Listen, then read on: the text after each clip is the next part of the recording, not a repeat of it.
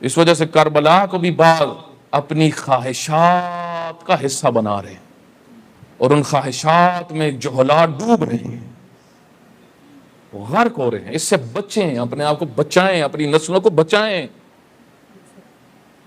سید الشہداء نے بڑی قربانیاں دی ہیں۔ سید الشہداء نے باطل سے ٹکرانے کے لیے سب کچھ دیا، اور یہ کیا کر رہے؟ کل میں ایک جگہ پہ بیٹھا ہوا تھا، ایک عزیز بتا رہے تھے کہ ایک خطیب کے پاس بیٹھے ہوئے تھے، تو ایسی بات ہوئی تو اس سے کہا کہ عشرے کے کتنے لیں گے؟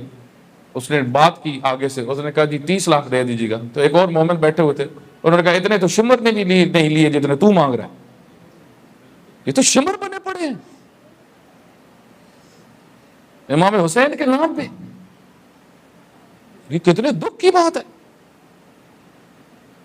کیا سید الشہداء نے خون اس لیے دیا تھا کہ ان کے نام کو لوگ استعمال کریں، محبت کے دعوے دار بن جائیں، اور سید الشہداء کے مشن کو بیچنا شروع کر دیں؟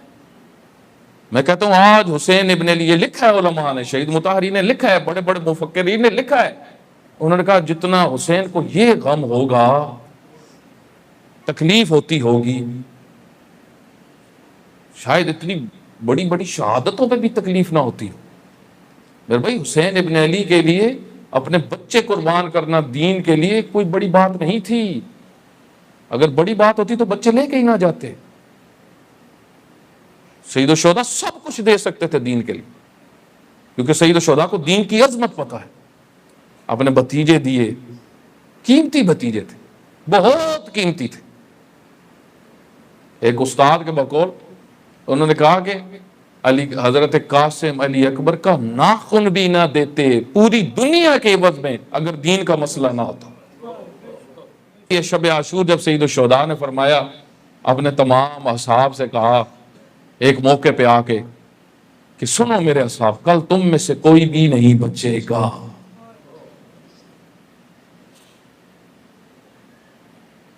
کل تم میں سے کوئی نہیں بچے۔ مقتل کے جملے سب اتنے خوش ہوئے کہ جو آرزو تھی اس کی بشارت حسین نے ہمیں دے دی ہے۔ یہ بات سمجھ میں آتی ہے۔ آپ دیکھیں نا، شہید قاسم سلیمانی کے جتنے دوست ہیں، ابھی جو کمانڈر تھے آغا سلامی، یہ کچھ عرصہ شہید قاسم سلیمانی کے ساتھ رہے تھے، ان سے کمانڈ تھی، ایران کی بڑی پوسٹ پہ تھے۔ ان سے جب انٹرویو ہوا کہ آپ کی زندگی کی سب سے بڑی خواہش کیا ہے، انہوں نے کہا میں کسی طریقے سے جلدی اپنے دوستوں کے ساتھ شہید قاسم سلیمانی کے پاس پہنچ۔ شہادت، مجھے سب سے زیادہ شہادت تڑپاتی ہے۔